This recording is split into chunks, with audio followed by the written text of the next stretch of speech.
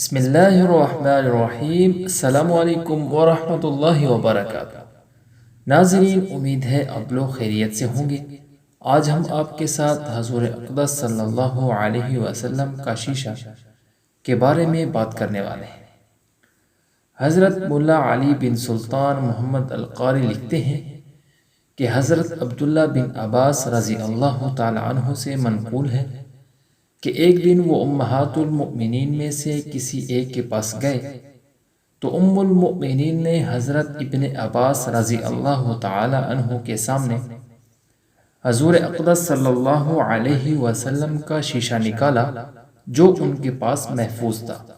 حضرت عبداللہ بن عباس رضی اللہ تعالی عنہ نے جب اس شیشے میں دیکھا تو انہیں بجائے اپنی شکل نظر آنے کے حضور اقدس صلی اللہ علیہ وسلم کی صورت مبارک نظر آئی۔